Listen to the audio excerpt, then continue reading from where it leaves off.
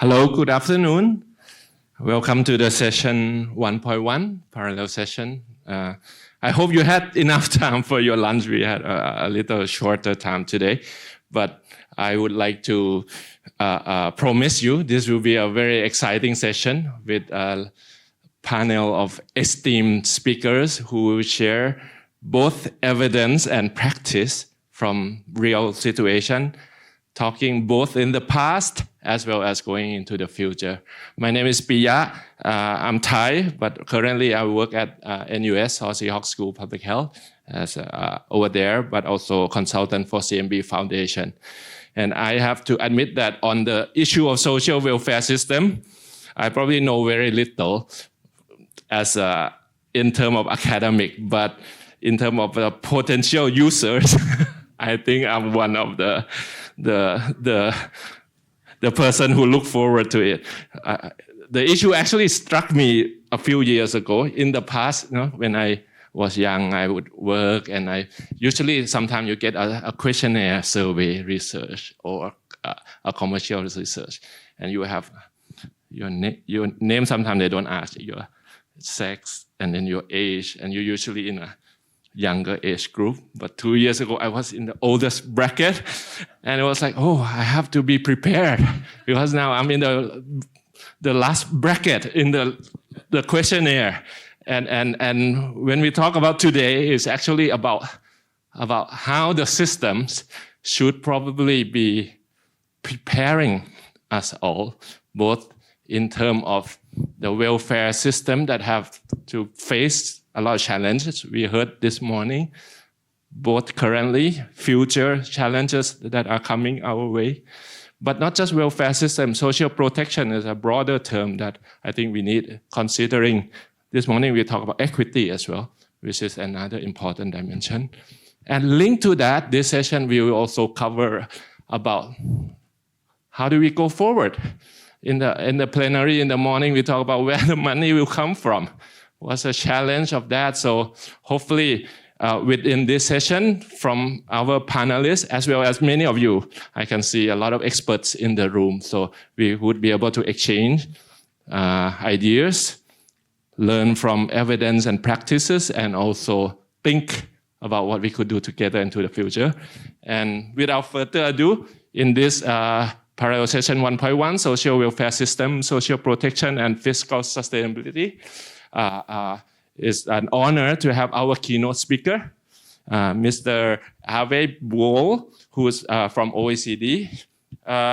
He has been a senior economist in the Directorate for Employment, Labor, and Social Affairs at the OECD.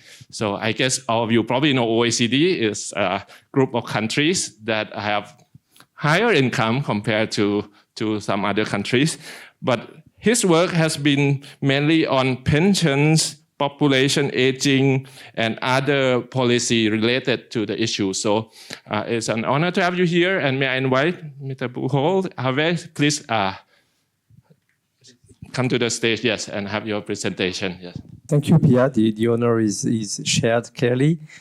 So I'm very grateful. So first, good afternoon to everyone. Thank you for being here. And I'm grateful to the organizers for the invitation to speak at this very prestigious conference. I'm actually quite impressed, I think, by, as many of you, by the quality of the organization. So everyone that is involved there, my thanks are extended to them.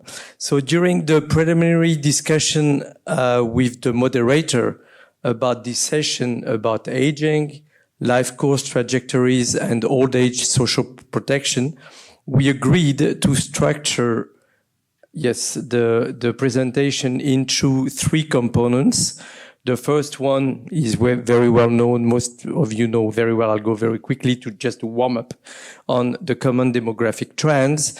Then the idea was to highlight some innovation, or at least developing way among OECD countries to make pension systems better equipped to deal with aging. And I'm talking here of automatic adjustment mechanism. And the last part will emphasize the importance of the life course in providing social protection in old age. So the common demographic trends, as I said, you know that quite well. So, but I'll start with especially the first part, decreasing fertility rate. Everyone knows about this. It's not only the decline, which in itself is not necessarily bad news, especially when you start from very high levels, but it's decreasing to very low levels. That is a concern in some countries. And more than that is the fact that fertility rate is notoriously difficult to project. And what has been happening over the decades now is that the fall in fertility has been underestimated quite severely in some countries. So I'll flag that. And quickly, I will highlight how the pace of aging differ widely across countries. That's a common trend, yes, but the starting point is different, okay? But even beyond the starting point, the pace is very different.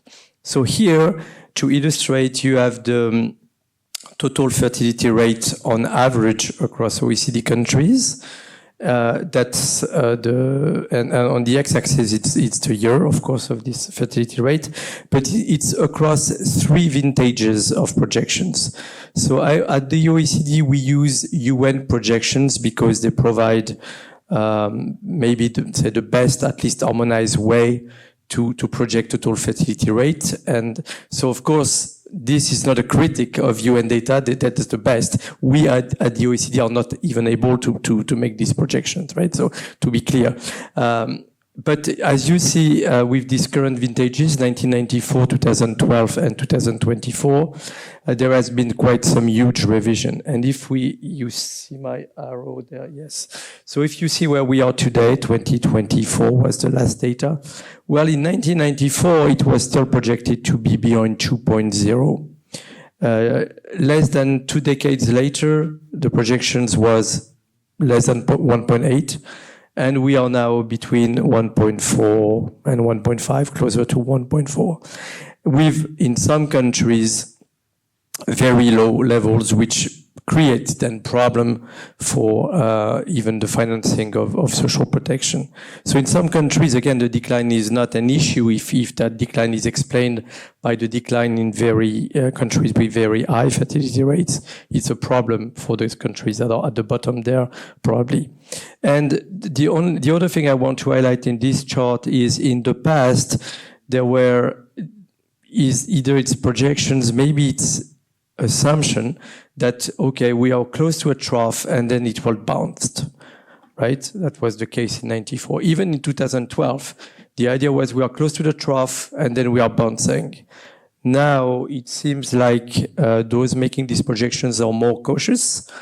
There is no real bounce anymore. So it's more like flattening. Still, we believe, based on this, that we are close to the trough. Close to the bottom. And this is where maybe, of course, history can question this, whether we are really at the bottom or whether maybe when we look at this, if I'm invited in 20 years' time at PMAC, I will show the new chart and see what happens then. Okay. So in terms of pace of aging, we look here at the old age to working age ratio because this is what matters most for financing social protection in old age. So the metric is 100 for people aged 20-64. The age boundaries do not, it just to put numbers there, but it doesn't change at all. The story is the same. So we looked at 2 indicators, again, could be changed, doesn't matter. When there was 15 people age 65 plus per 100 of working age, and when the year when it was 40. So you see that in the OECD, 15 was in 1960 on average, and it's projected to be 40 in 2034, similar to European Union.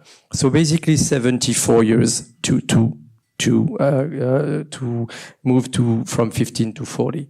In Southeast Asia, Asian country, on average, the 10 countries, 15 will be reached very soon now, but 40 will be reached in 2063, so that's 36 years, which is basically half the number of years than OECD on average. So that means that based on this metric, aging is twice faster in Southeast Asia than in OECD on average. And when you look at these countries there, Korea, China, but even Thailand, for that matter, aging is 3 times faster. So in that case, it's really very difficult. It's so fast that adjusting the system or the economy to this is a big challenge. And here, for that metric, again, we are talking about reaching this 40 in 2037, 30s, Korea, China. Here, there is no uncertainty about fertility because those people that will be older than 20, they're born already, right? So here it's a fact for these people.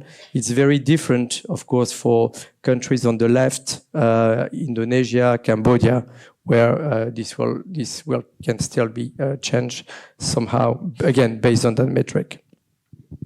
The second point is in terms of innovation, there is an increasing use of automatic adjustment mechanism in the OECD to deal with population aging. So the idea is that you choose an indicator, demographic related, and you adjust some pension parameters to this indicator. So it is automatically adjusted, but of course, government can still change the rules.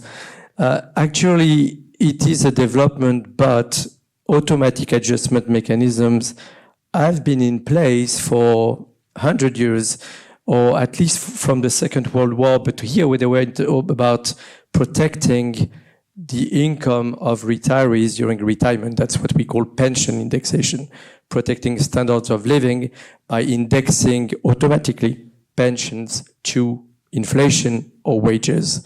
So this is the oldest form of automatic adjustment mechanism. It was initially thought to protect income during old age. Well, the priority has shifted 3 decades ago, to a concern of financial sustainability, because all OECD countries have indexation rules. So we are not talking about that here. We are talking about measures to at least avoid that pension sustainability deteriorate given aging.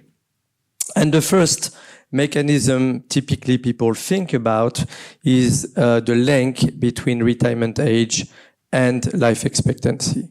And this is indeed in place in today 9 OECD countries, so 1/4 of OECD members. Norway will join soon, so that will be 10 countries. But in fact, automatic adjustment mechanisms are much more diverse than this. And it's not only linking the retirement age, it's also linking pension benefits. Even in some cases, it's linking the contribution rates to some demographic indicators. So here you have all the countries. We have these 9 countries linking retirement age to life expectancy. In fact, they have other mechanism, automatic adjustment mechanism in place. And in Latvia, Norway, Poland, this is linking benefits to some demographic indicators. But there is also other type of schemes, like in Germany, there is what we call the sustainability factor, which basically link pension benefit levels and contribution rate to some extent to a ratio of pensioners to contributors, right? So that's how it's taken into account in Germany.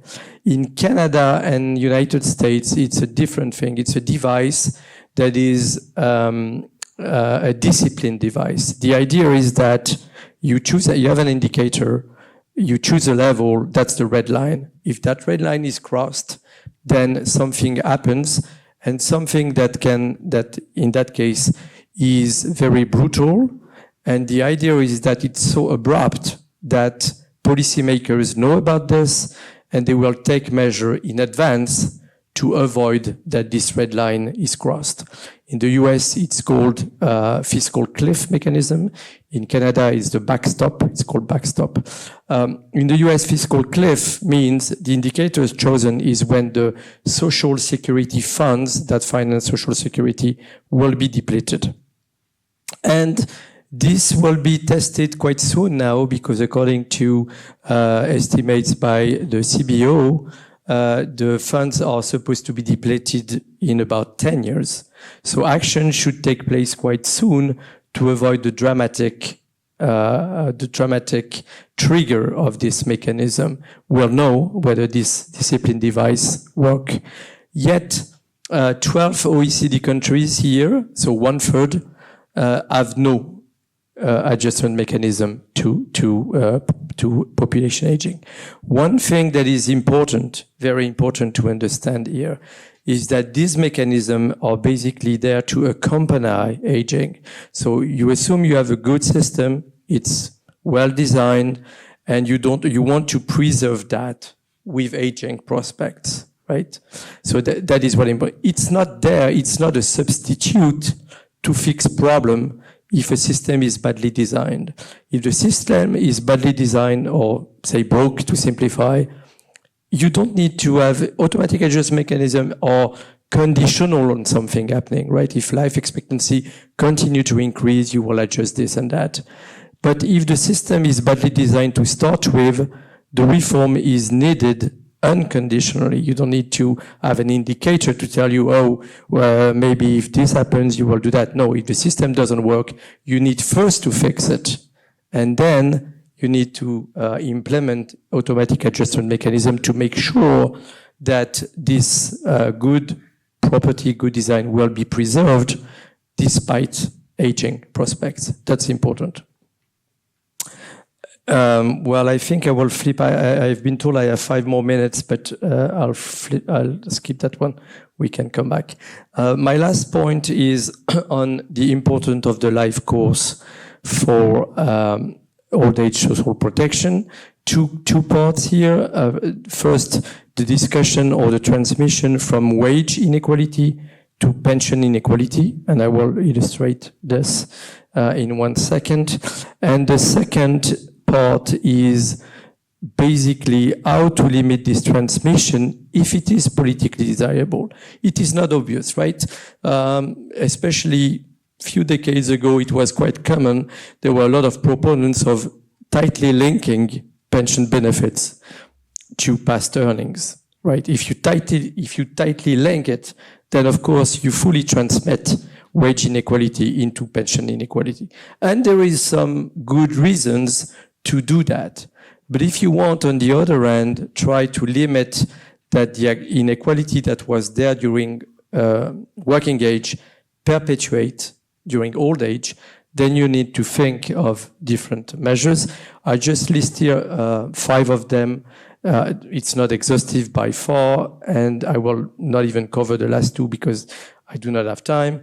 The first one is to raise old age safety net and minimum contributory pensions that, by definitions, are not earnings related.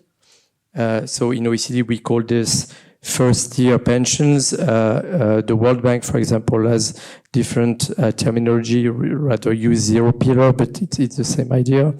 The second is, even if we stick to contributory pensions, you can make the pension formula progressive, that is, having redistribution within the pension systems. The third one is to limit the impact of career breaks on pension entitlements. And by career breaks, we mean unemployment, or we mean even break for childcare, which typically is done a great majority by women today. The 2 I will not cover, we can discuss later if you want, is to be careful not to use too high ceiling on pensionable earnings for, again, reasons that will take too much time to explain. And of course, the one that will be a conference in itself about combating labor market informality. We transmit this inequality. We heard that. I mean, it's a big problem in Southeast Asia, in Latin American countries. We heard that this morning. It's deeply ingrained. And at the keynote speak, I think I like the wording that was used is it.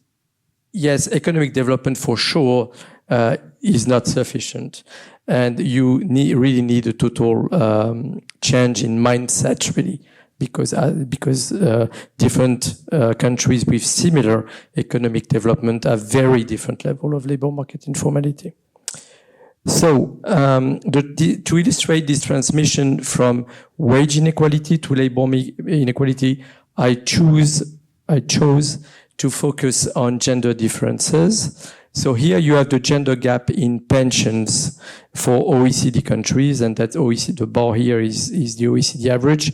The number is 22-23%. So today, on average, across countries, women get pensions 22-23% below that of men's, and that's among even people who have pensions. Right, you first need to get a pension.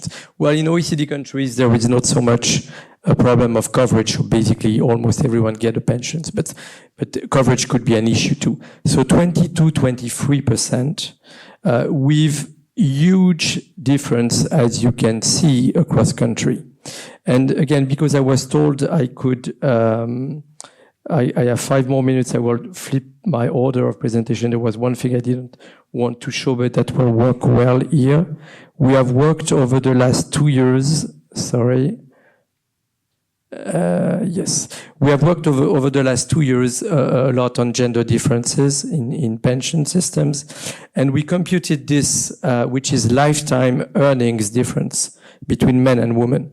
And these things comes from 3 components, all of them: employment, hours worked, and pay gap, right? There are huge differences. And you see that when we compute lifetime earnings, the 3 components add up. And on average, they almost play a similar role: employment differences, hours work differences, pay gap differences. Not the case in all countries. As you see, the colors are different, but on average, they play the same role. What is important because, with this discussion is that you see that the average, I don't have my glasses, but I put them here. Yes, I don't remember. You see the average is something like 35-36%, right? The total lifetime earnings difference between men and women. Remember, gender gap in pensions is 23%. So 35% in lifetime earnings, 23 in gender pension gap. So you have basically pensions offsetting 1/3. Only 1/3, or whatever you want to do it, but 1/3 of it.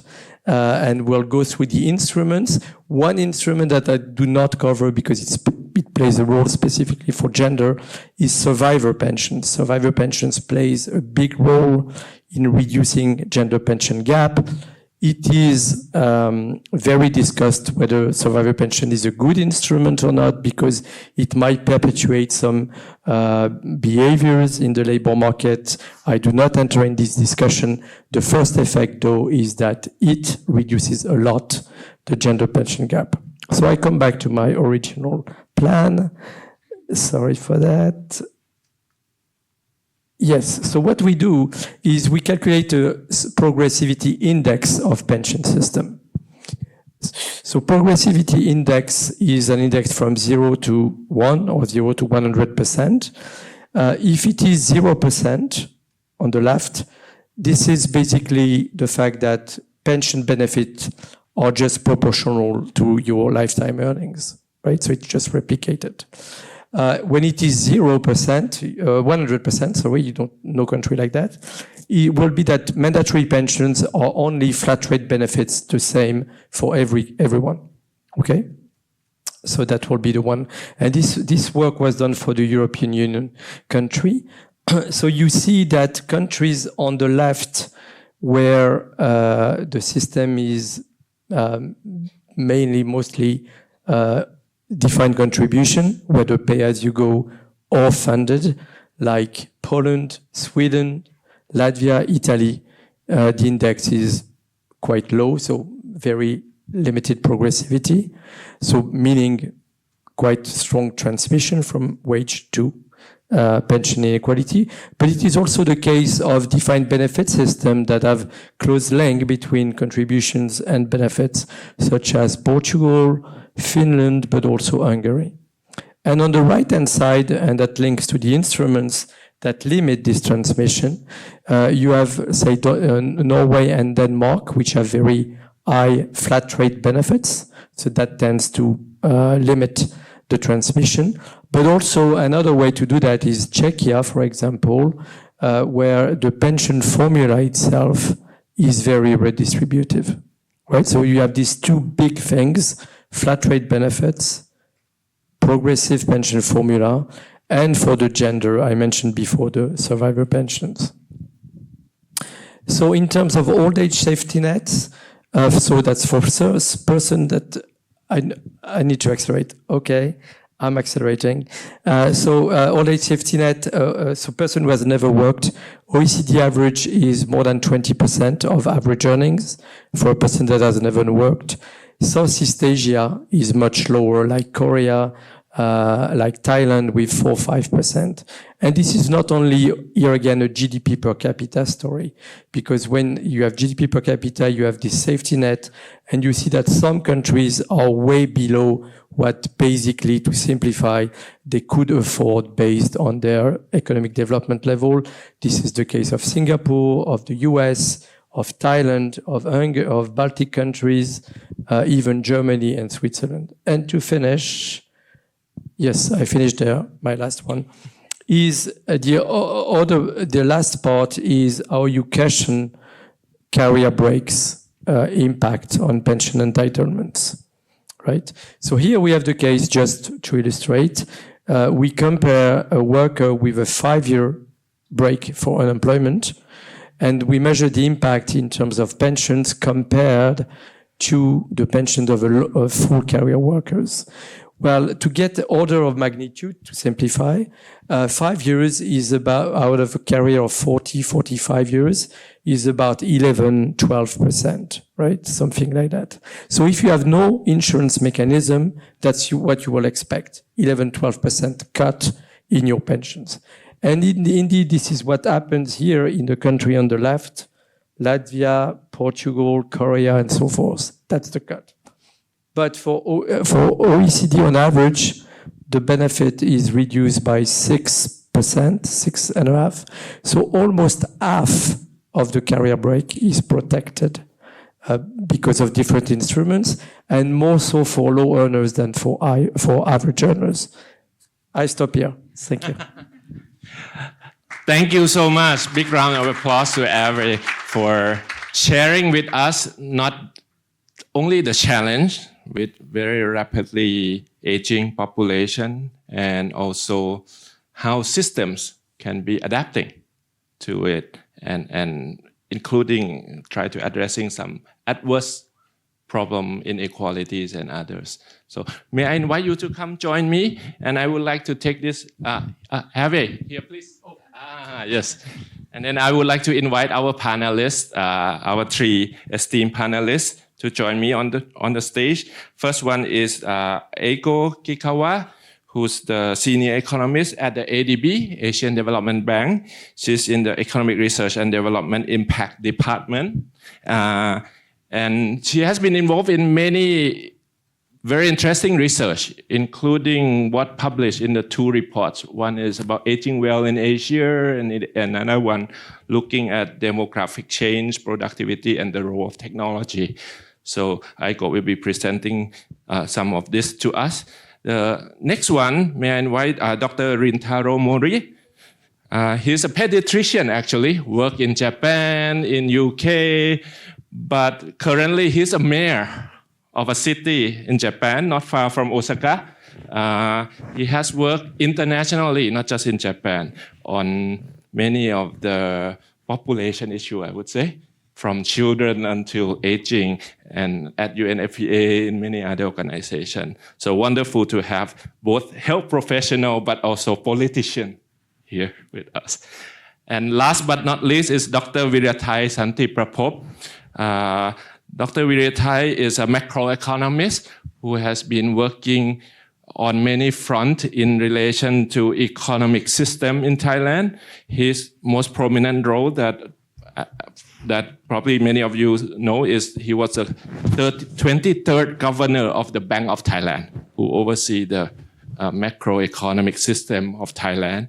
And he was known to be a person who instigate and support rapid digital transformation of Thailand financial system during that time.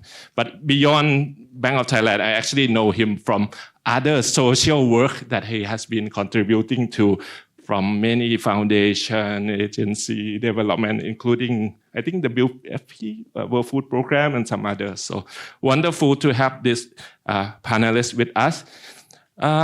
Maybe I'll start first asking a little bit about Asia, because we heard from OECD, the global situation, a lot of butter and cheese, but what about sushi and some curry?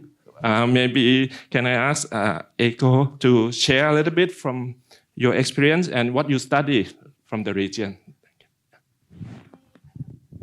You have presentation, yes, please. So thank you very much, Dr. Pia, for the introduction. Let me first say a few words about this Aging Well in Asia report that we have published. Let me tell you a few more things about it, which collate nicely about what is the state of well-being of older persons in our region for ADB, which means that we cover low to middle income countries from Central Asia to Pacific, and also to evaluate how prepared, how ready is our population in terms of preparing to age well. That comes both at the individual front and also at the more from the government front. So in this report, the name having the Aging Well, we looked at different literatures to look at what are the key determinants of the well-being measured by the life satisfactions and also the mental health well-being. And health comes as the key determinant. And venues like this, we're looking at health as the key focal of navigating the demographic transition, rightly spot on. However, there are also other three fundamental well-being indicators that we want to look at that comes out from the literature. One is to remain productive, both with wage or as a voluntary work, economically secured, having economic securities, socially engaged, meaningfully, actively working in the communities, and also with the families. So how do our region fare in ensuring that well-being of older persons work? We created a harmonized microdata that represents about 80% of our population's older persons in the region, and come up with some of the dashboard so that we understand where do we stand. Let me just focus on 2 dimensions out of the 4 because of the time. The region has improved substantially in terms of providing pensions from different fronts, from contributory to non-contributory, now covering about 60% of the populations. That's something to celebrate. At the same time, that means that there are about 40% who are still not covered either by this contributory pension, which I think Hervé has largely touched upon, and also including social pension, which is actually much wider. And what it contributes to that, again, comes to this issue of informality, where most of the workers have gone through a mostly agrarian society where they do not have an access to have saving options for the retirement. So if we see financial readiness, the economic security as a fundamental block of aging well, we have to look at this balancing scale of the financial security. So from here, I would deviate from our report, but more of our recent findings. And we know that there's older person as they age have to balance between consumption and resources. And this has largely been shouldered by the burden of the families in our regions, where about 60 to 80% of the older person do live in multi-generational household. However, that portion is going to thin. Where do we stand to gain is the pension, wage, which then can also build and the wage and the income, business income portion can contribute to more of the asset building. What we do not want to see, but some of the prediction says, is actually the consumption portion is the one older person have to reduce in order to have their scale balanced. So if we look, and we have to admit that there are diversities, both in terms of the demographic transitions stage, as well as the pension scheme. But if you just look on the average and look at what are the sets of resources that prospective older person have in this region, we collaborated with the members of the team in the region to look at what is the distribution of the resources look like. You would see, we included Japan as a case studies, where the pension, the blue bar, has a large, significant share of these resources. Compared to that, you would see that most of the middle to other income countries in our regions only achieving the pension share to about as low as very minimum to as good as maybe about 42%, which is the case for China. And their resources are largely based on the wealth, including the asset, the real estate, which could be considered quite illiquid. And of course, there's very limited option for reverse mortgages, etc., in the regions. So pension is something that we have been talking about. And this chart shows the distribution, the coverage of both social pension, the assistance base, and also contribution pensions, which is on the insured base. And this is shown by this coverage of the poorest on the right-hand side to the wealthiest on the right-hand side. You would clearly see the redistributive effect of social pensions covering the largest share of the poor group in most of the countries. However, you would also see that there could be a better targeting, that for many countries, they're not achieving a benchmark of covering, say, 50% or the majority of the poor, the first quintile, or the 40%, the second quintile of the poor groups. On the other hand, if you look at the contributory pension, not surprisingly, the trends are totally opposite, in that it's the wealthier groups who would have access to these contributory and insured pensions, except for countries such as Korea that has more of a mandatory insurance scheme that allows that. So there are large scope, especially starting with the improvement on the social pensions that could better target poorer income household or with older persons first, with potentially a better allocations and targeting. And at the same time, there will be an important and significant work ahead to increase the contributory pension scheme among all segments of the groups. And that is something that have been discussed also at the keynote speech this morning of the steps that are needed to include informal workers. There are many good examples here. You see a large coverage of the China come from their effort to introduce a rural pension scheme that gives a matching fund so that people can contribute. Some other countries have tried more bundling it with a social injury insurance, workers' insurance, or health insurances, the bundling options, such as you see in the SSS program of the Philippines. So there are some, not big innovation here, but then some steady innovations that have brought some of the important base of the contributory pension, and that has to move forward. So lastly, just to show you then how prepared are we in terms of financial, how prepared our prospective cohort of older person look like across the age, which is shown in the red point of this chart. So you would see that preparedness index going probably around as low as 20% for some countries to 40%, meaning that the rest has to be covered on the shoulder of the families, state, or by reducing the consumption, as you see in the balance.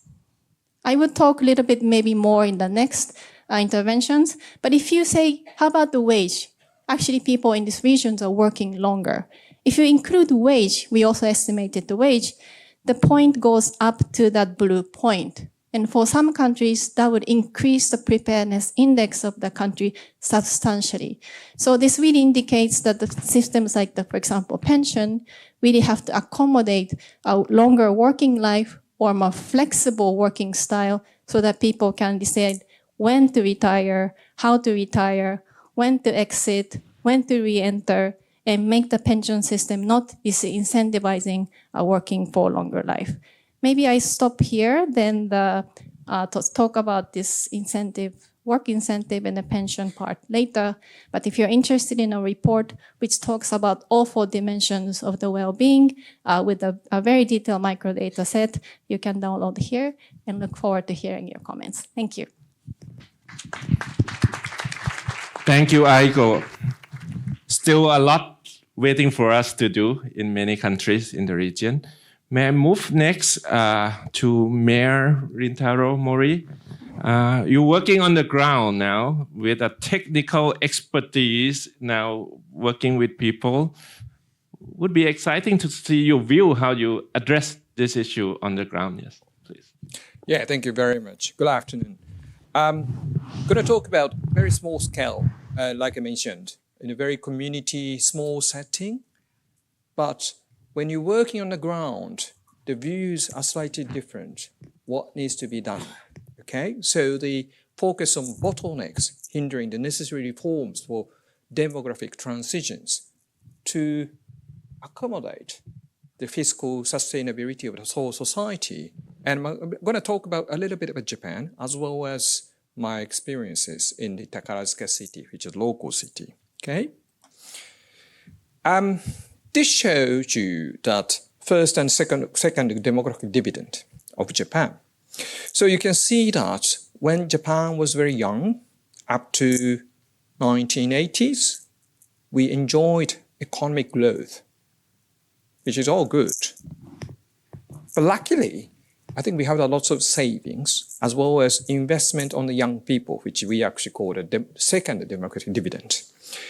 And that we enjoyed until around year 2000 when we implemented long-term care insurance. So that was a really positive side of Japan. But now we stagnated the economy. All right? But still, like was mentioned in the first session in the morning, I think we're still lucky that our seniors implemented universal health coverage when we were still middle-income country and achieved in 1961. Same year, we achieved universal pension coverage.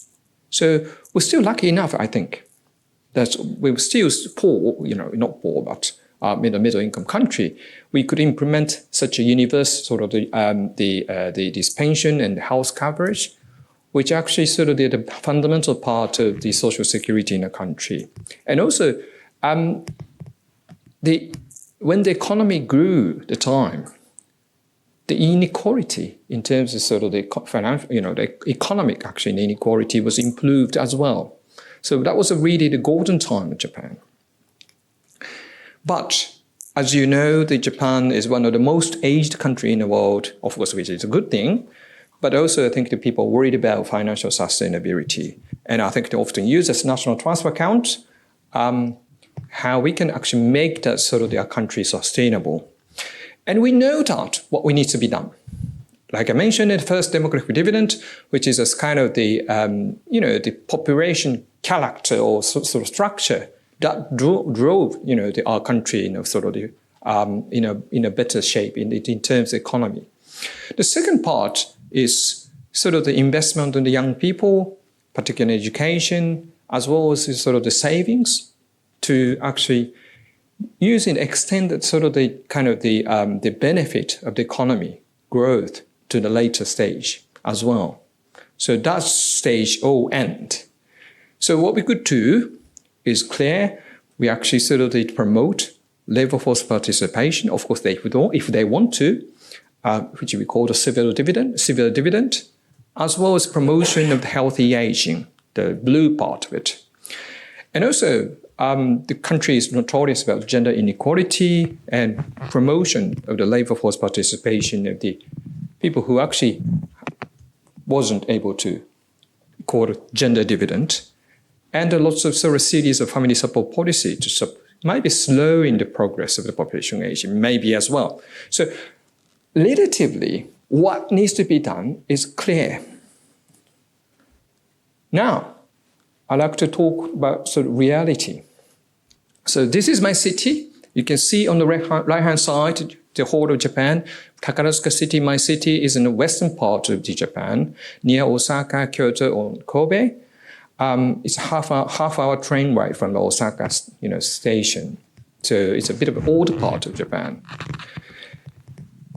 And I'm in this position only for 9 months, so I can not talk about too much about sort of our experiences, my experiences. But I can a little bit talk about the context of the Takarazuka City. As I mentioned, what needs to be done is clearer. At the same time, when I was on the community, on the ground, that is also another problem. The 50 or 60 or 70 years ago, our city also enjoyed population growth. You can see on the sort of the circle. Means that we invested a lot of infrastructure, hard infrastructure, schools, buildings, roads, water systems, and that all comes to be updated now, where we have less population, and population is aged, and we have less tax revenue, which is really challenging, because when the economy grew, that's fine, we could do money and we can actually rent money from the future. But now, our population is declining. Are we able to borrow money from the future? That's a really challenging part. But we need to update the infrastructure, hard infrastructure. It's a hard choice, right? Now, what we are facing is a financial crisis. It used to be a very nice city. It's a posh and classy environment. If you pick up any Japanese, they all know about our city. Oh, Takarazuka City, oh, it's nice. Yes, it used to be a very nice city. The full of tourists. It actually used to be a financially independent from the national government. It's a rich city. And also it's quite gender sensitive. Our city council is still dominated by women. So it sounds all nice, but now the population is declining and is actually delaying adapting to this population changes, demographic transitions. That makes our city in a sort of facing the financial crisis. What needs to be done is clear, right? What needs to be done is clear, but it's not easy to implement it. So this is where I used to work in the United Nations, and I used to saying things, doing the same things. Oh, you need to do this, you need to do that. Come back to my city, oh gosh, I need to do this, not saying, right? It's very important. So you need to be popular enough to do unpopular policies. That's a problem everywhere, right?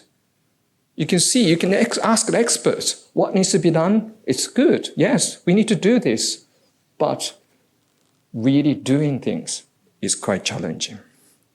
Okay? So my point today is whole society, when we're facing the demographic transitions, yes, we need a major reform because the societal structure has been changed, right? And in our context in Japan, this is often not a matter of the national government, it's actually local governments because we see people's life, everyday life, right? Even the school buildings, actually. So, and what I said is, what needs to be done are relatively clear, but such reforms are often unpopular, right? So we need to have a very good leader. I'm not sure whether I'm a good leader or not, but key issues might be, my last word, is probably communication, dialogue with the citizens, but also decisions we need to make. This is actually quite challenging. Thank you. Thank you very much. Well, we have heard the theory and the challenge of the practice. we will have another round to go back to some of these issues. But before that, may I invite Dr. Virathai to share your perspective as macroeconomist, someone who look at the country and a lot of questions still there, the challenges. Thank you very much, Dr. Piya. Many thanks to PMAC organizers for having me. Let me start by giving a context of where Thailand stands today in terms of our aging society that will lead to economic challenges and fiscal challenges. Many of the key points have already been addressed by my fellow panelists, but I'll go quickly about Thailand's context of aging society. As we stand today, Thailand is already a complete age society. More than 20% of our populations are over 60 years old. And we also have had declining working age populations for many years now. And given the very low fertility rate, Thailand in Harvey's presentations, if we were to add Thailand would be very low, much lower than OECD's average indeed. And life expectancy has also increased over the past decades. So in the next 6 to 7 years, 2033, Thailand will become a super age society, where 28% of our populations will be over 60 years old. The pace of demographic shift has been very rapid, as highlighted in Harvey's presentations. We facing these demographic shifts as a developing country. We always say in Thailand, we have become old before becoming rich. And I give you a socioeconomic context. Another problem that we face today is a very high household debt. Household debt to GDP stands in about 86%. So households have very little financial immunity to deal with the aging issue. The government also has limited capability. If you look at the tax to GDP in Thailand, it stands on only about 14%. You look at other comparable countries in terms of income, the tax to GDP would stand in the range of about 18 to 19%. And just heard politicians talking about political challenge. We also face a significant political landscape in Thailand. Thai politics has turned increasingly populist, promising handouts, including elderly welfare, and thereby increasing burden on the budget. And politicians and civil servants have low appetite to reforms, as you have highlighted. So that's the context of where we stand today before we entering into a super age society. When I look at public policy issues or public policy matters, there are always 4 keywords that I use in analyzing the public policy challenges. And these 4 keywords are productivity, inclusivity, sustainability, and adaptability. So allow me to use this 4 lenses to look at how we deal with the aging society challenges and the fiscal sustainability of Thailand. Let me start with the lens of inclusivity. During the past 2-3 decades, I think Thailand has made significant progress with respect to access to healthcare. And through various schemes, we have significantly improved access to medical services for the general public. And there are 3 main programs. One is the universal healthcare scheme for the general public. There is also a healthcare scheme for government employees, and there's a social security schemes for private sector employees, and to a much more limited degrees, the self-employed. While Thailand has improved inclusivity in terms of access to medical services, I must say we have not made significant progress with respect to providing inclusive access to aging pension. Particularly, we have not done well in terms of creating financial security for the elderly people. Part of it because more than half of our labor market is informal. So the majority of Thai elderly public are ineligible for social security annuity. But for those small portions of the public that are eligible for Social Security pension, they receive very low replacement income post-retirement. So that's another big challenge. And this replacement income through the national social security system is not at all subsistence for participants. Only the government employees and employees of corporations participating in voluntary provident funds that have some sort of insurance against aging through the retirement benefits. But only a very small population participating in those schemes. But they also have to manage their own longevity risks, because they get one lump sum payment post-retirement. And this longevity risk is not easy to manage, even for financial professionals. So when you look at the issues of inclusivity, is a big issue in Thailand. Thailand's financial protection schemes for the elderly people are not at all inclusive. Okay. Although we have what we call the general pension scheme for aging people, but they get only 600 to 1,000 baht per month, depending on the age. If you're over 60, you get 600. If you're also over 70, you get 700. That's minimum. That does not provide any subsistence level of income. Okay. So in conclusion, we have to deal with this issue of inclusivity. That's one of the biggest challenge. On sustainability, moving to my second word, the Thai government has run a persistent budget deficit for the past 20 years. The last time we had surplus budget was 20 years ago. And since then we have run continuous budget deficit, about 3% of GDP on a yearly basis. Tax base and tax collection capability, as I mentioned earlier, are also limited. And when a country becomes aging, we have declining working age population, which means the declining tax base for income tax. We also have changing patterns of consumption. Aging people do not, normally buy too many things in the families. So we also have declining consumption. That's also declining tax base for the indirect taxes like the VAT.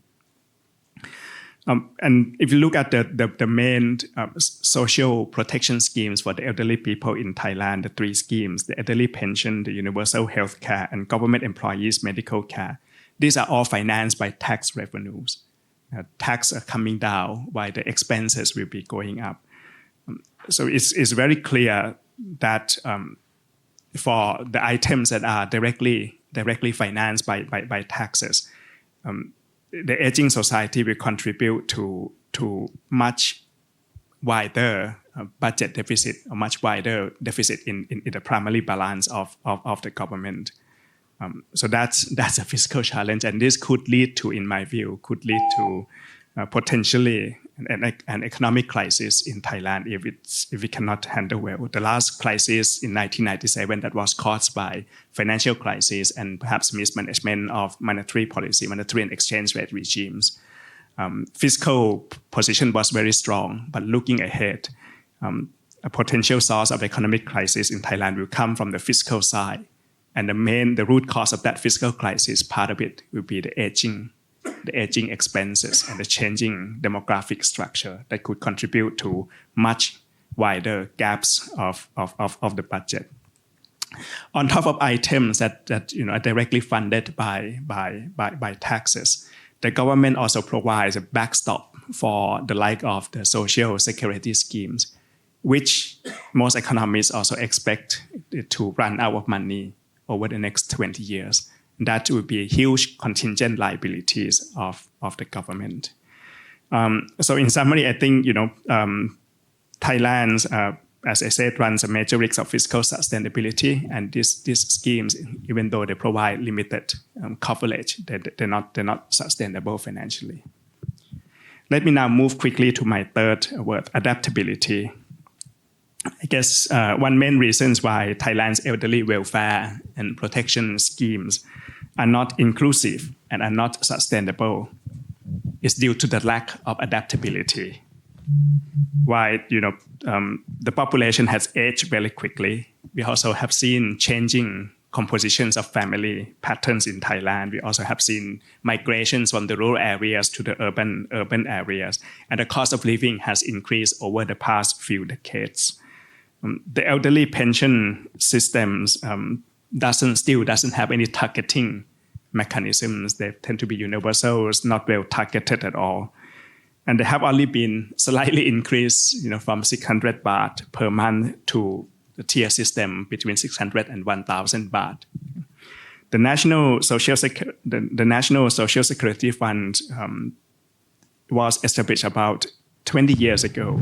You would be surprised if I tell you that only just now is the first time ever that they adjusted the minimum salary, which is used as a base to calculate contribution and also to calculate benefits. No change at all over the past 20 years. The retirement age, or the age that would provide entitlement for social security benefits, still hasn't changed. It has been kept at 55, which is very low by any standards. If you look at how fast Thailand has aged, 55 is too low. So there's lack of adaptability. There is no proper indexations, like Harvey mentioned, in the modern social security schemes, and this is a challenge. And the last word on productivity, the fact that elderly welfare and protection schemes are administered or have been administered by mainly civil service, managed through bureaucratic processes, and often intervene or interfere by politicians who tend to favor short-term political benefits. And most of these schemes have relatively low productivity. If you were to compare the like of the government pension fund, it's a government pension fund, but it has been managed by private fund managers. The social security scheme taking care of money of people working in the private sector, but the money has been managed by civil servants. The returns have been vastly different. Those managed by the private fund managers have received much higher return. And you also look at there have been some improvements in terms of private-public sector partnership, like in the social security scheme, hospital participating in the social security scheme. They have to compete, so they have to provide productivity over time. But there are a lot of rooms for improvements in terms of productivity. So summing up, valuing the four lens, Thailand's elderly welfare system, in my view, will not be sustainable and could trigger a financial crisis, a fiscal crisis, if we don't address the true structure of this system. And they're not sufficiently inclusive.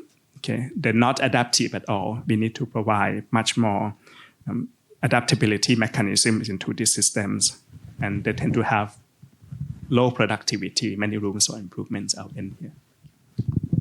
Thank you, Dr. Virathai. At the beginning, I was like, I tell story, I was in the last bracket, so I'm a bit sad, but now I'm a bit depressed.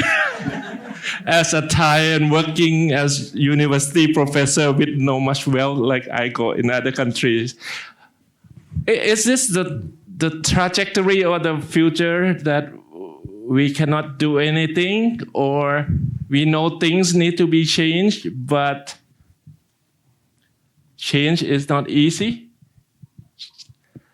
Can we have our panel just to share a little bit about how can we get out of this?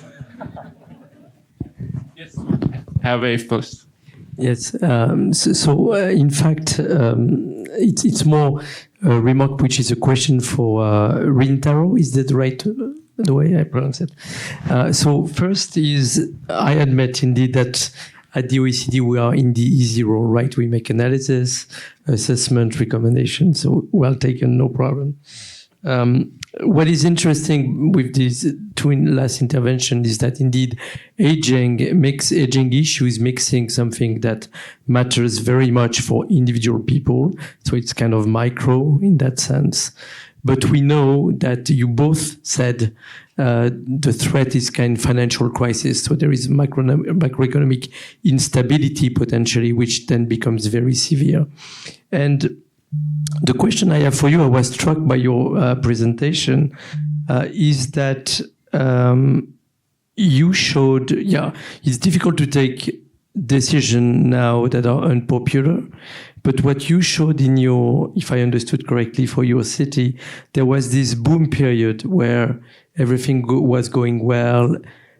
But I think at the time, some even international organization, maybe some Japanese, were telling that the country was aging, right? So you could plan for the future.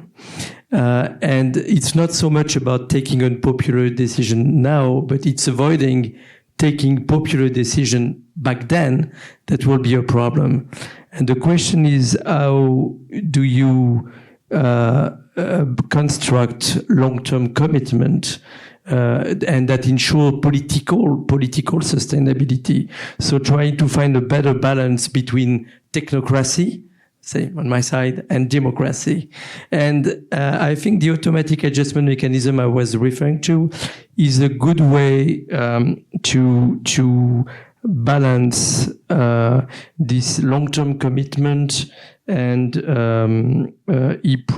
also improve equity across generations, avoid erratic measures, while still preserving democracy. But the question is really how to strike this better equilibrium between the long term and. But yeah, that was quite interesting, I thought. Thank you. Yeah, thank you very much. Well, after I took the seat and they went to that office, I looked at the historical development of our city. So you can see that when the population was increased, doubled about 60 years ago, and the policy implementation at the time, I would say they should have done better. But I cannot criticize, But at the same time, I agree with you that if they knew that society is going to be aging and already was aging, but it's going to be aged that such, I think they should have more prepared well, I think. But I can't do any more now. It's because it's all past. So they consume all the funds and the money already, even for the sustaining the whole system. I mean, for example, my city, the price of the water system was the same for 40 years in the past. They never increased, even though all prices has increased. So they should have invested the money for the future, but they consumed that already in many years ago. So that's only just one example. So I think I agree with you that, and I think all national government or the national experts knew it, and they gave a warning to all cities, but they didn't listen to it. That's partly because that wasn't popular. So now I think many of my colleagues, mayors, are facing a very similar problems everywhere. That's from in the past. We need to tackle that. But I'm not that too pessimistic, actually, because when you really think about it on the ground, in the how healthy older persons are, every year they become healthier, actually. And I think Japan has a community volunteer system for 100 years. So they've been working very well in many society and in my city as well. They getting older, even the people, 80s and 90s, they're still doing volunteers, actually. They're really active. So when you really think about it, age, if we define age, or if we define older persons as 65, yes, we're going to be aged. But I think we need to change the definition of aging or older persons all the time. Then society will sustain, actually. But to do so, we actually need to implement a series of the policy changes to adapt the society, because our system is all based on the chronological age. the definition should be changed. So I think as far as we can sort of implement the changes that needed, I think the future is not necessarily pessimistic to me. Aiko, please. Yes. Yep, thank you. Maybe I go back to your first question about then what can we do? And that also, if we go back to the balancing scale of the resources I mentioned, one of it which I didn't talk about was the wage.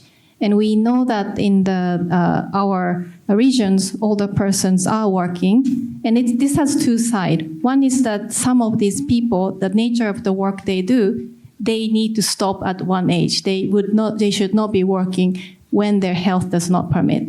At the same time, if you look at different retirement pattern, for example, of the people by education level, countries like Thailand see a surprising drop at age 55, and really people are not working. So if we look at our report, we did this analysis, what we called untapped health capacity to work. How much people are actually healthy enough to work, but not working? We see a large population of that in educated group. And that, for example, in Thailand, about 17% of the person in early 60s are not working when they have health capacity to work. 32% of the 65 to 69-year-old are not working when they have health capacity to work. And I know that in the morning we had this, satire of economists putting numbers to everything. But then now I give you the positive side of this silver dividend. It's not putting labels on older person as a resource drainer, but there is a clear silver dividend to tap. For the case of Thailand, had this person have been working even at the minimum denominator of minimum wage, it would push the GDP about almost close to 1% of that particular year. And 1% is not small numbers if you think about the contribution they can make as their number of the older person increases. So we really do see this importance of how can countries create an enabling work environment for older persons. And for example, if you actually look at the labor force participation of current older person in our region, it's a little bit like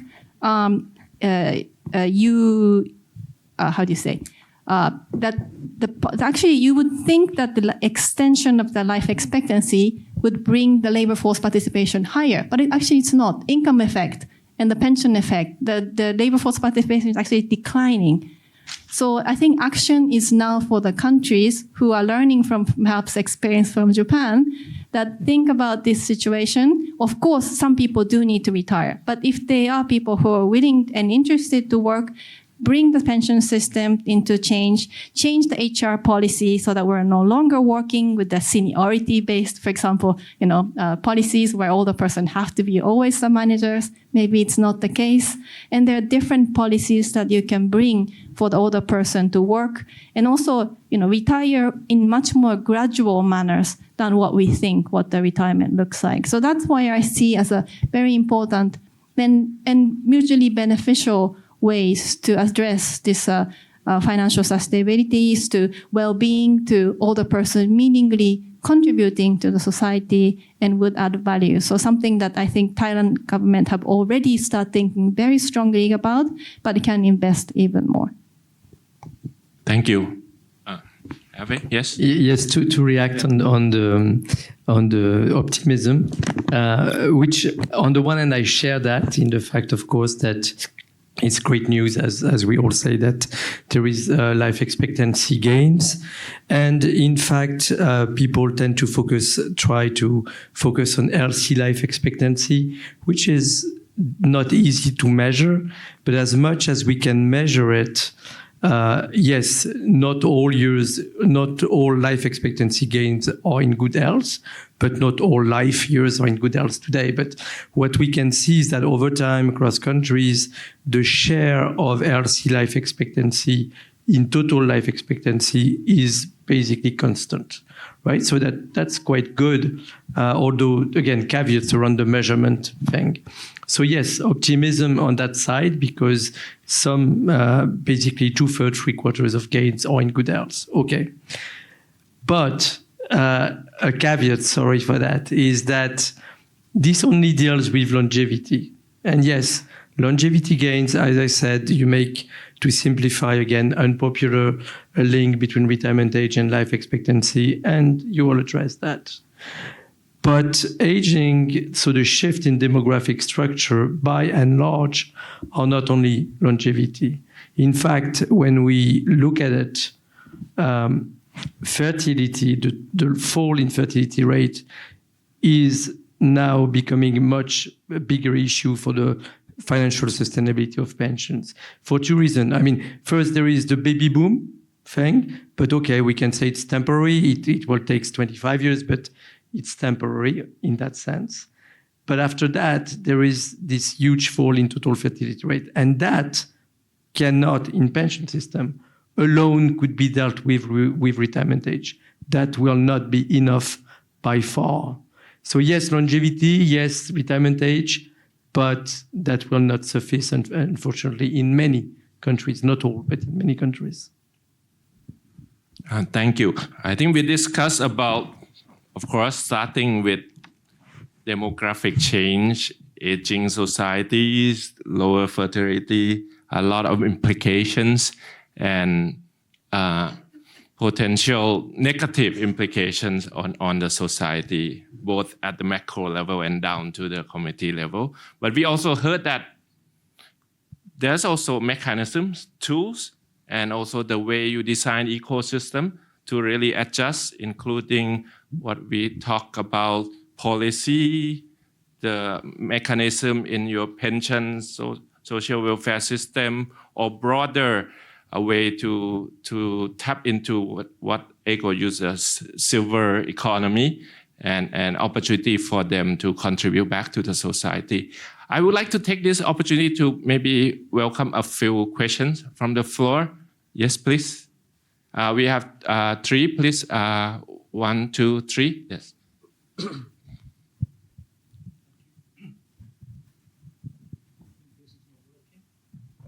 Microphone, please, in the back. Yeah, now it's Okay. working. Thank you very much for an excellent panel. My name is Stefan German. I'm from a foundation in Switzerland, and I'm on the board of an impact investment firm. My question goes actually to several of you on the panel, and that's why are we in policy discussions related to pensions only looking at the benefits and contribution side, but really we don't hear anything, whether that's in OECD or in Asia, about the assets management side on the policy discussion.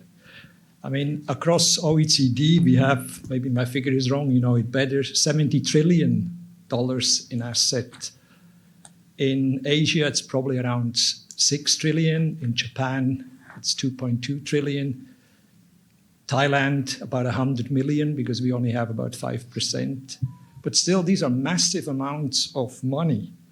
And do we really need pension funds that invest into another coffee chain or a shopping mall that's consumer-based?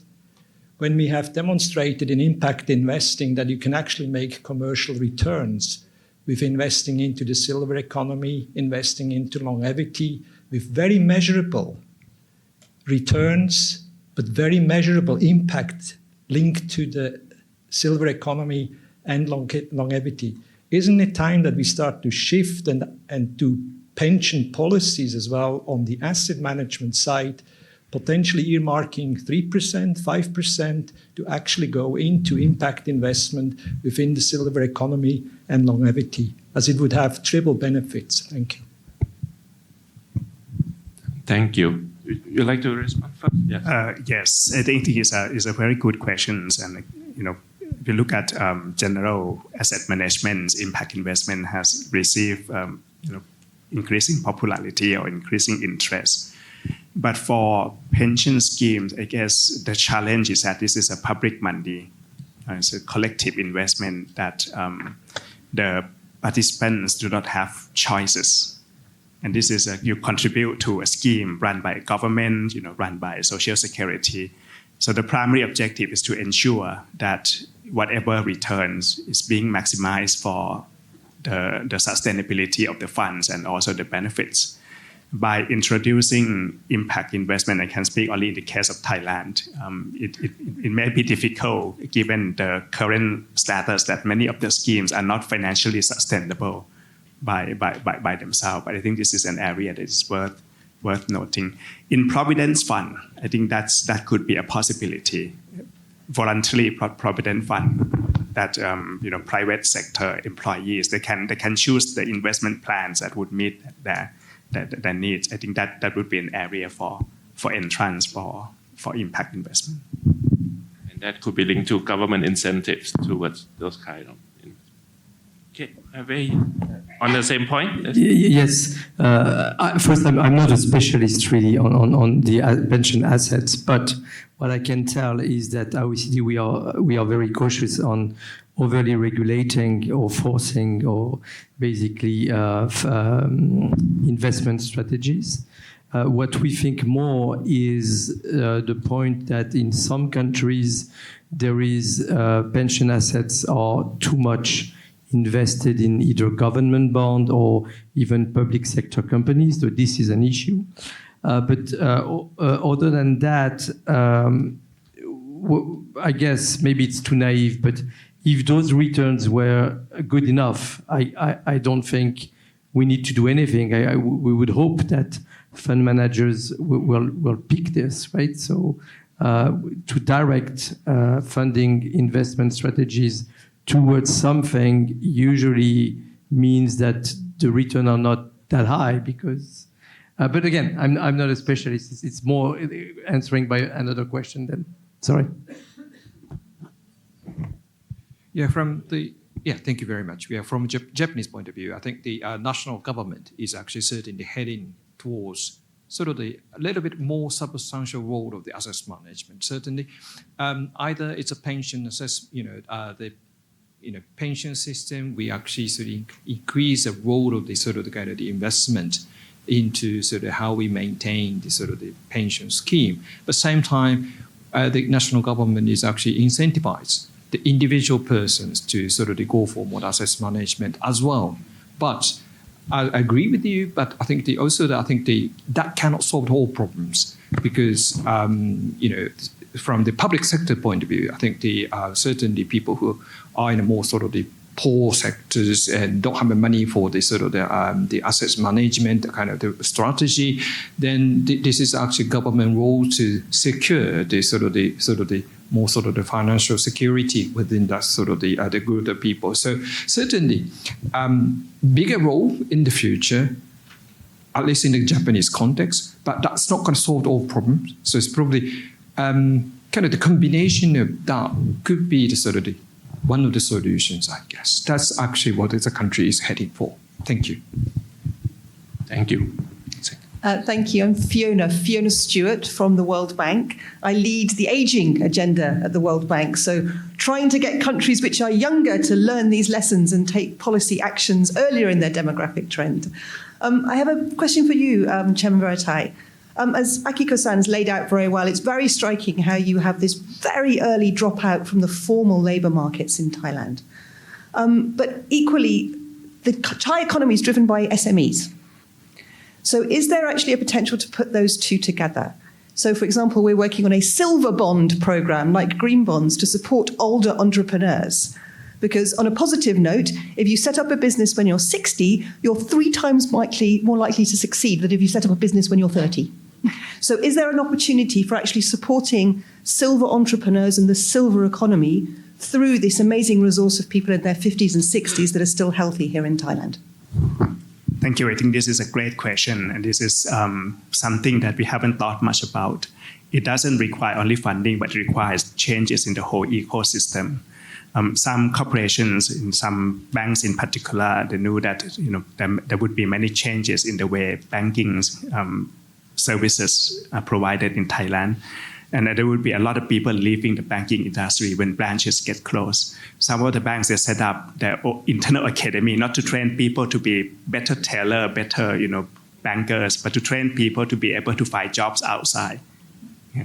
And we need a lot more of this for people approaching the retirement age. And hopefully they can make their decision in the late 40s or early 50s as opposed to waiting until retiring at 60 and then start looking at new opportunity. Maybe on this side and then come back. Thank you. Wasana from UNFPA. I really appreciate lesson learned from Japan that Marin Taro just mentioned that if we could have done better, 30, 40 years ago, we should have managed the situation better. And that may be the situation that we are facing in Thailand today. And I remember that a few years back, World Bank Thailand produced a report on getting back on track for Thailand, and saying that one of the recommendations is that Thailand would need more and better jobs. And reality is that as we are aging really fast, and we found that we are producing newly graduates who are mismatched of the job market. And we're producing 70% of graduates do not really graduate in the field that needs in the job market. That's one. Second one, because of declining fertility, we know that 1/3 of school in Thailand have to close down because they don't have enough number of students, right? And with that, it means that education, even for rural students, can be more expensive. And one of the consequences of that, we found that 10 years ago, Thailand really worked on Adolescent Pregnancy Act. Because per day, 10 years ago, each day you have more than 300 adolescents who got pregnant, and which means that they're going to drop out from school. So thinking about, talking about not having enough money for old age, no enough saving, what can be done really in this situation, that how can we increase productivity of a younger generation? Not because for them to become like taxpayer, but for them to be able to really become like aging with dignity in their old age. Thank you. I would like to hear from Marin Taro and Dr. Virathai. Thank you. Thank you very much. It's good questions. For the creating jobs, that's actually a tricky job actually to think about. Well, in terms of the case of Japan, I think we created a lot of jobs for the older persons. So now if you go to Japan, you see it's a lots of older persons working as a security guard and the kind of stuff. You can see, I think, whether or not they're needed or not. You might have a question, but it's much better to have a job rather than actually receiving money from the government. So we actually intending to create lots of jobs, even though the productivity could drop down, because it's a dignity issues as well. Whether or not it's going to start saying, I don't know. But what Japan is facing now is actually the lack of the workers, actually. Particularly, I think if you think about the big shift actually from the several years, so let's say 20, 30 years ago, now Japan needed a lot of on-the-ground workers who do their job, like the constructions or the shop sellers or even the nurses and caregivers. That job is really needed. We need people like them, but not white-collar jobs. They're full and getting less. So come back to the opportunity for the young people. I think, it all depends on the country, but really think about what type of jobs you actually need. Everybody goes to the AI or digital issues. I don't think it's a good idea, actually, because to me, in Japan, what reality is, what we needed is people who actually work on the ground. That's what we need, not the kind of the AI digital kind of issues. So, of course, that's needed, but I think it all depends on the job market as well. So at the same time, that's related to your second question about the education as well. Of course, I think you don't want to educate for the certain purpose, right? Because the children's opportunity could be very different. We should support wherever they want to. But for the national kind of the policy strategy, maybe, I think we might need to think about what type of job market is needed for the national economy, I guess. Thank you. Just quickly following Mayor's Rintalo response to your questions, Kun Wasana. 2 points. The first point is that we have to focus, I totally agree, focus on creating good jobs. At TDI, we have advocated that changes in targets of government policies. Normally economists would talk about GDP growth targets, things like that. But in an economy that's going through these structural societal changes and also have large issues about inequality across many dimensions, which I need to look at the link that will ensure that economic growth will improve standard of living for the public, for the general public, and improve standard of living in the case of Thailand, also improve standard of living through the lifespan, post-retirement as well. And creating good jobs will have to be key. There are a lot of investment projects that the government has been very excited about, like data center. We wonder very much to which extent that kind of large investment create good jobs for the general Thai public. If they shift towards SMEs, a shift towards a broader segments of the people, and making sure that we equip the new generations of people to be entitled to and to be able to get good jobs, that would be key. On your broader questions, in my view, I think to tackle these issues about aging society, we need a whole society, whole government approach. It can't be just only one measures here and there. The approaches that we have taken so far tend to be fragmented. If you look at the pension scheme, the welfare schemes alone, they're also very fragmented. But when talking about broader ecosystem in terms of when the healthcare, the people, the caregiving industries, a lot of people have to leave. People in my generation, they have to leave their jobs. They decide to leave their well-paid job because there's no one taking care of their parents, aging parents. So that's something that is also missing in the Thai ecosystem. Immigration policies have to be big. A lot of immigrant workers, we will continue to get a lot of immigrant workers into our countries. But the government hasn't made any good decisions on immigration policy. So we require whole society and whole government approach to get ourselves prepared for this challenge. Thank you. I may quickly add to Kun Wasana's question. Your comment was more on the Thailand, but if we look at the growth of job diagnostics across the region, what we see is that the education hasn't been able to adapt to the changing nature of the job. And so that means that, the particular job competency, skill competence are needed, but when we ask employers, actually soft skills are lagging behind. Communications, critical thinking, adapting to different tasks, learning to learn how you can forget, unlearn, and you learn things. So I think that's quite important. And many of this sector that gives fundamental skills to the education lead behind with the private sectors. And there are a lot of barriers for them to enter. I've just done some diagnostics for the Central Asian countries. Still, the barriers are very high.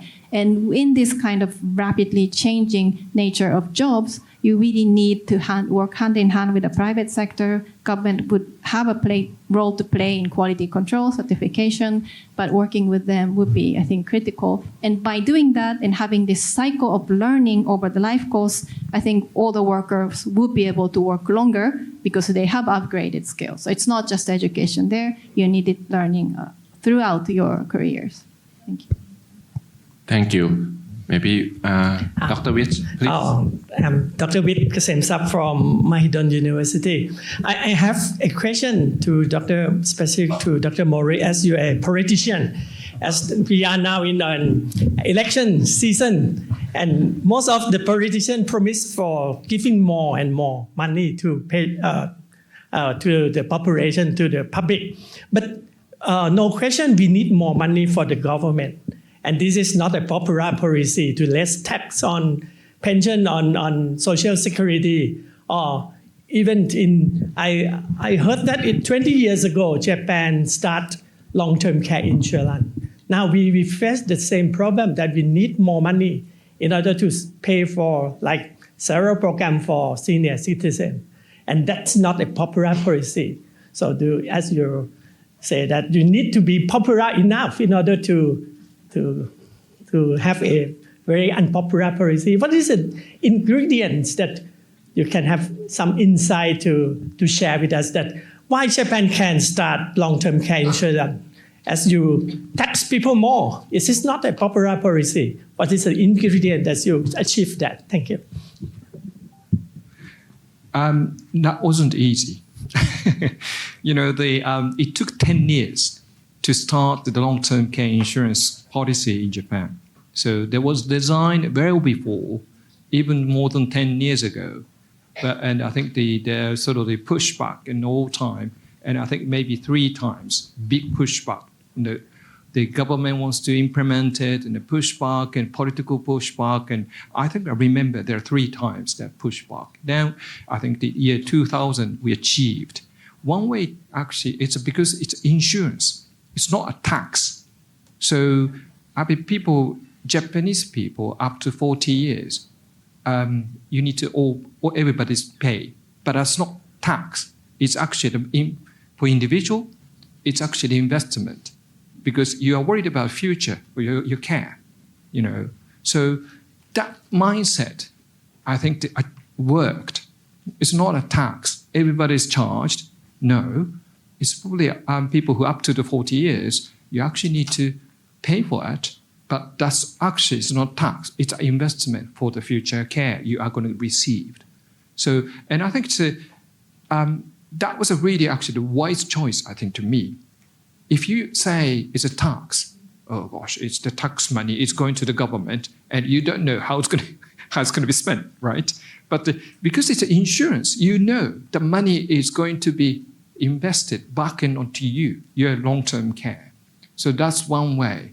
But I think also, there are lots of conversations, discussions during the 10 years time for the preparation. The national conversations, the political, conversations, discussions, academic discussions as well. And I think but also I think as I mentioned, that was lucky enough because I think that was end of the second demographic dividend. Our economy was still good.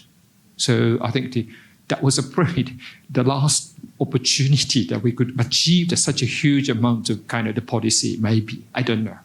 Thank you. Any other countries experience on this? Yes. Can I ask a question? Now we have a Japanese politician next to me, and I always have this wondering, like Dr. Wich mentioned that Thailand is also in an election season, and we see a clash between the new generations wishing for reforms and the old generations that tend to preserve status quo. But when the whole society becomes aging, obviously you have more voters in the older generations wishing to preserve status quo. How would you generate reform agenda, reform publicity? What could we learn from Japan? This one. I don't think we're successful enough yet. I think that Japan is also facing the social divide, and the old versus young. Actually, you see the pick up only older persons when they were young. They enjoyed economic growth. Where Japan was a golden time, going everywhere for travel, tours, enjoy the richness of the country. But now for the young people, or sort of up to my age, we were looking at older persons. Well, they enjoyed. But now we are facing the financial crisis. They're not working, and we are working. So they charging us on tax. It's not fair. That's what I think. So I think that's a huge challenge. I think but we not managed that situation yet. And I think the political situation, actually we are in the election, general election in this same minute. And I think that was sort of the behind, the background, that social divide, populism policies coming in, So I'm not sure how you handle it yet. Tackle the populism. And I think you actually need to have a sensible policies being implemented for the future. But to me, I think it's easier for me because I just deal with the city people.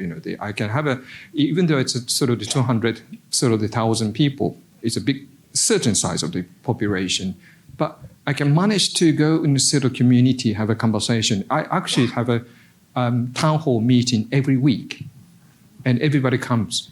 So not everybody, but I mean, anybody is welcome to come. So always like 60 people, 70 people, I always have a conversation with them. So by doing so, by every week, they can sort of recognize the issues gradually. So I think that is probably needed to me, I think, at city level. But national level, that'll be challenging. So it's difficult. Well, it's difficult. That's why they have you here. Okay, next question, please. I think maybe the last question before we wrap up. Okay, thank you. Very interesting presentations and discussions. I'm Daniel Cobos from the Swiss Tropical and Public Health Institute, and we work on a lot on system science, and we say that systems produce whatever they are designed to produce. So the results that we see in all those graphs is because the systems are designed to produce that. They are not errors, they are not failures, they are design parts. So then the question is, what are the designs? What in the design is bringing us to this situation? So part of the design is that we are building systems so that people live longer. And I come from the health side, so we are doing a good job in that. So we are making people live longer, healthier most of the time. But then when it comes to the economic side, that is your side, this is where the problems arise. And I see a lot of recommendations and solutions on citizens and making people work longer. And it's, of course, people at 60, they are more likely to be more successful, but also they are more likely to be more tired, and they deserve to rest if they want. So the question is, so the design of the economic system and the financial system is part of the problem. So what are the recommendations there?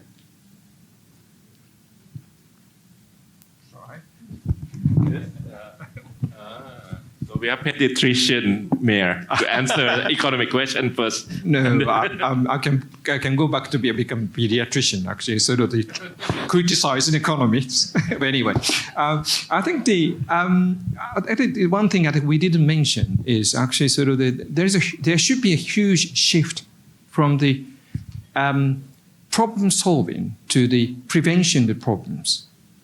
I think every part of the social policies, either is medical care, you actually shifting the investment for the prevention, public health promotion, rather than the treatment, the management of the diseases. It's the same thing for the poverty, same thing for the social care, disabilities, everything. I think the prevention is much cheaper than doing the treatment later.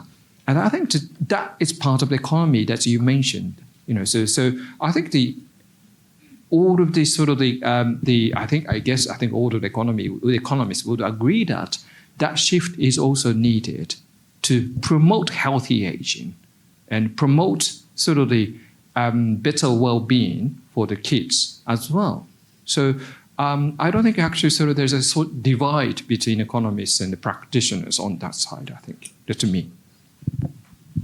If I can respond very quickly. When we talk about the size of health system or public system, in countries like in Thailand, one of the problems that we have to deal with is the lack of adaptability, as I mentioned earlier. Particularly when the system have to go through legislations, and it's very difficult to get consensus to change. So that's a challenge, how we can have some kind of built-in, automatic adjustment mechanisms or the governance reviews or whatever to help ensure that the design can keep up with the challenges that the system intends to address. And another important issue is on incentive mechanisms. If the system hasn't been adapted to the changing context, obviously the incentive mechanism has been built into the systems, provides distorted incentives, and that could lead to many unintended consequences. As an economist, I tend to advocate a review of incentive mechanisms that could also lead to change. That we have to guide changing behaviors. Like if we want to address the issues that the mayor was talking about, from addressing the people when they get sick to move to preventive mechanism. That's also related to incentive mechanisms that has often been ignored in the design of public system. So thank you for the question, which is quite which is quite difficult, to be honest. But I would say a few things. First, if I stick to pension system, which I know better, is first they were designed in a different environment, right? So they are supposed to produce how they were designed at the time, and things have changed. But in terms of economic policies, the recommendation, the economic objective is, for example, not to increase GDP, is to increase well-being of people, but in a financially sustainable way, because what you don't want to have macroeconomic stability which down the road create disaster, basically. So on longevity, dealing with this from an economic point of view is, again, fairly easy through increasing the retirement age. Countries can make different choice. That's a political choice. And it depends on your starting level and so forth. But that part, at least from an economic point of view, is fairly straightforward. We are back to the question of whether this is something that is that is difficult to implement politically. Sure, but then about fertility, this is more complicated. First, the first thing is not to say, oh, you should have more babies. And we should get fertility rate to 2.0 or 2.1 or whatever. No, of course, what should be done from a economic policy point of view is to remove obstacle to the choice of having babies. That's the big things, right? So, for example, we know that one policy that works is to develop childcare policies, for example, right? To avoid that people don't make this choice because there are two constraints. So that's one order. But again, the debate about fertility is much more complicated. And then I don't even talk about migration policies, which is then opening a totally new field, which is also very political. So you need to trade off all the different aspects, of course. I try to.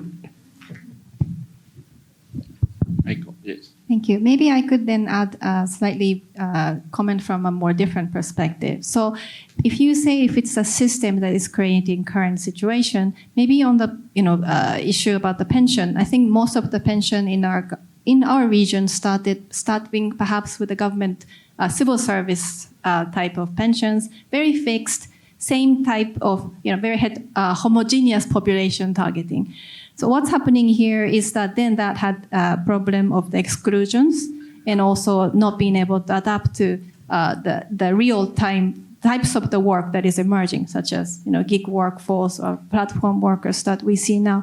So then how can we change? I believe with the technology improvement in the technologies and also digitizations of many of this administration work, more heterogeneity, understanding differences by people can be better captured. So if you want to do targeting, the government now has much better understanding about income or the eligibility of that person, how they can adjust different types of benefit. When it comes to health, we also understand that the health endowment largely differ even within the people in the 60s. There could be a much more differentiate approach as to how people can retire. So one of the things that we have been recommending in the report is that when countries like Thailand are thinking of increasing retirement age, maybe it's not increasing retirement age, but look at the pension access age. So then you would know which age you can think about retiring, but you are not asked to resign at that post. So making this system fit for diversity, I think it was difficult when the administration did not have such capacity. But with this digitization of the administration, which rapidly expanding during the COVID, I think more of this heterogeneity and differentiated service to the people are possible, which might be able to bridge some of the gaps and the coverage and adequacy issues going forward. Thank you. I think we have limited time left, but what an amazing session. Before we close, may I ask each of you to have 1 minute, but you're required to only say things as positive, okay? I don't want to leave this room feeling depressed. So just short remark from each of you that what do you think about this session and what you, for the future, yes, yeah. Well, the takeaway for me is really how you find a good balance between what is desirable and what is not popular, between the short term and the long term. And the main thing really, I think where we have tried to think about that and we don't make enough progress, but it's really how you help build consensus, political consensus.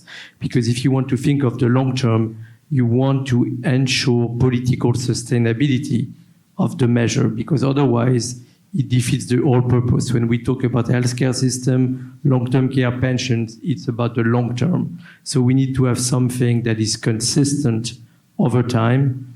And the big question, again, I don't have the answer to that. We have some good examples. Again, like in Sweden, the big question is how you build this consensus that will make it durable over decades.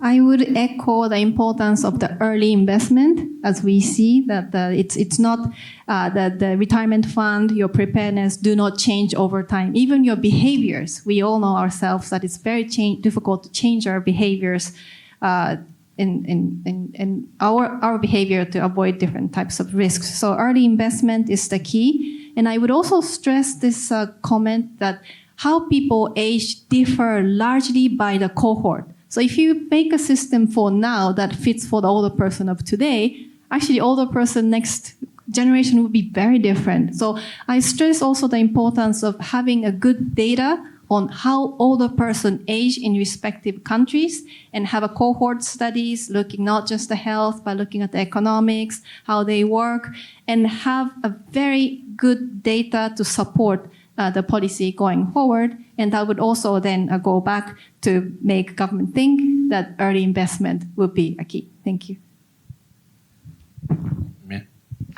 From my point of view, I think the key is communication. Yes, I agree with you that after the first round of kind of the intervention, it sounds like a bit daunting, kind of they are very negative around sort of fiscal sustainability of population aging, society, fertility is declining. But already we have communicated, right? We learned a lot from different experiences. That makes us very positive, right? Oh, yes, you could do that, you could do that. Of course, that's challenging. So I think, as I said, the communications, sharing information, learn from each other, that would be the key. And I think it's probably we should be believing that communication. Thank you. At the micro level, at the individual level, I think we have to encourage people to save more and save early. We need to think of incentives for people to save, and we also need to think of new financial products that will be able to help people to save for a very, very long term. And there are a lot of rooms for financial innovations, and also issues like financial literacies that will have to be key for the aging society going forward.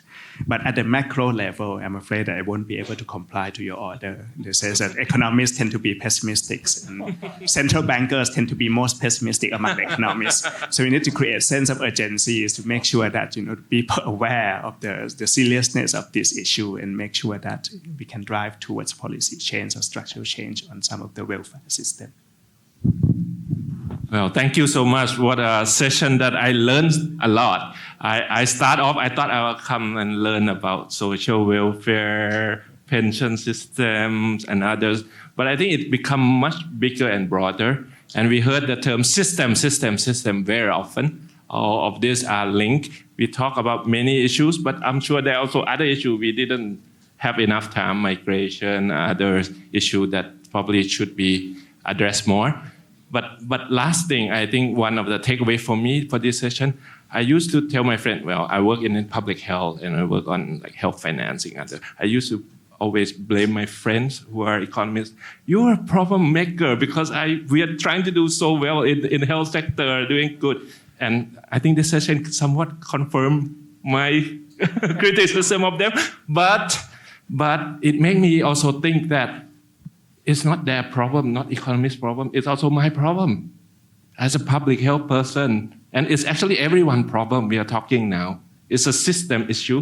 And with you talking about making difficult decisions on unpopular things, it shouldn't be left to economists. It shouldn't be left to the governor of the Bank of Thailand to address this. So it's probably a time for us, every one of us, to also talk about this, to talk to people who decide on this as well. So thank you so much. Wonderful session. Big round of applause to our panelists and also Professor Tanini, who was the organizer of this. Thank you for staying with us. Thank you.